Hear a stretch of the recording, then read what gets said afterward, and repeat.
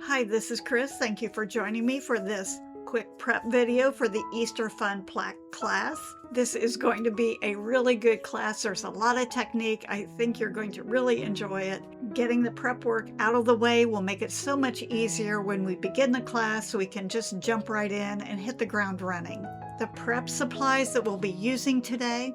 The surface is the skinny arch top sign. It's 19 inches long by 5.5. If you are using a different surface, adjust the pattern accordingly. Also, we are using the Easter Fun stencil, and this was designed to go along with this piece. It has all the stenciled elements. It just makes it really easy to and less expensive to have everything in one stencil. Decor Americana colors we're using today: blue chiffon, desert turquoise, foliage green, purple rain, and whispering turquoise. The mediums we are using today are the multi-purpose sealer and the ultra matte varnish, which is optional. I'm using my 3/4 inch angle number 4 spectacular stencil brush, 3/4 inch oval wash, and optional flat wash 1.5 inches. It just makes it really go quick and easy. So let's go ahead and get started. The surface is MDF, so I am going to seal it with multi-purpose sealer. I'm using this 1.5 inch short wash brush. It is a soft bristle, black bristle, and it just absolutely smooths that medium on, just nice and easy. And because the bristles are so soft, it does not leave brush strokes. I'm covering the whole surface and then just going back over it. And it's very quickly to smooth that out. Let it dry really well. And then I'm using a low grit sandpaper, a 220, nothing stronger. Lightly sand it and wipe it clean. This is blue chiffon, and I'm using the short wash to again apply the first layer of base coat. Always easier to start toward the middle and pull it toward the outer edges. That helps to keep those side edges of the plaque nice and clean, and I'm usually pretty careful when I apply it so that I don't have much, if anything, to clean it. I did put one coat on, and after I did that, I realized that the board was starting to, I don't want to say warp, but it started to bow just a little bit. That is, you can see the bounce there. That is due to the saturation. When it's completely dry, it will flatten back out. A lot of times, it just happens with the bigger pieces. I'll just put some multi-purpose sealer on the back, let it dry, and that instantly flattens it out. Loading my brush with whispering turquoise, doing a slip slap motion with the oval wash. This is the 3/4. I have a lot of moisture in my brush. I'm not using the chisel edge. I'm more or less using the flat of the brush. Kind of lay it over and do a slip and a slap in an X shape. That eliminates any start and stop lines. You just kind of have swoop down with a feather touch and lift up. Wiping my brush clean, I did not wash it out. Picked up Snow White, and again I'm doing that slip slap. I started pretty much in the middle and then I blended up into that whispering turquoise. I work very quickly. I don't want the paint to dry out before I get to spread it out. Now, if you need something to help keep that paint a little bit moist, a little bit longer, you can mist it with water or use glazing medium or another type of retarder. And I'm just using a feather soft stroke, nothing heavy, very, very soft, slip slap. If it starts to tack up, just let it be, and it will take 2 coats. So the first coat, don't be too critical. This is foliage green, and I just have a little bit of paint on my brush, a good bit of moisture. You can see I can go the entire length of the board. It was a little bit strong, so I cleaned my brush. I'm going across the bottom. I'm cleaning my brush, wiping it on a paper towel to help soften that saturation, blending it up into the blue and just kind of going back. You want to have that real soft shift from one color to the next color. And you can tell once it starts to tack up, you just want to leave it be.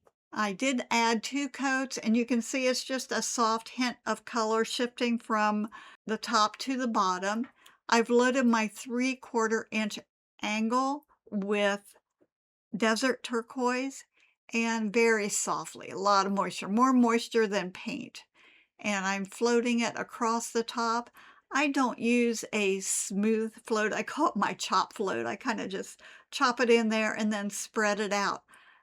If you are a slow shader, try speeding it up, using more moisture and going a little bit faster. Now, I will tell you, I painted this board 2 times, and both times I forgot to turn the camera on, or it didn't record, or for whatever reason, the stenciling part was not recorded. So I'm just going to give a quick tutorial. Loaded my stencil brush with the desert turquoise, wipe it off really, really well on a paper towel, very, very lightly. And I keep going back to take off more paint. I just want a whisper of color in the background. This is just a fun little design, almost like wallpaper if you walk in a room, just a little bit of interest in the background. I just have such a soft amount of paint. And I turn my stencil, rotate it so I get a variety instead of having the same design repeat, repeat, repeat. This just gives a little more variety in the background. Again, I have not reloaded my brush, just keep a very light touch on it.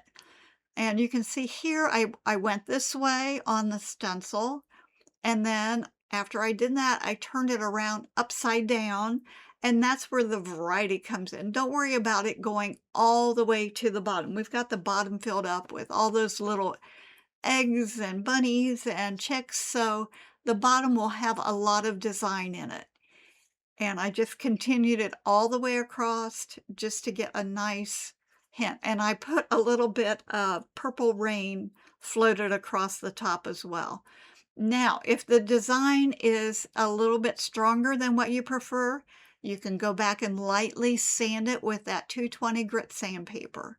I took my design and I transferred it onto vellum, and I'm just turning the corners down on the plaque and putting a piece of tape there. It's going to hold it in place.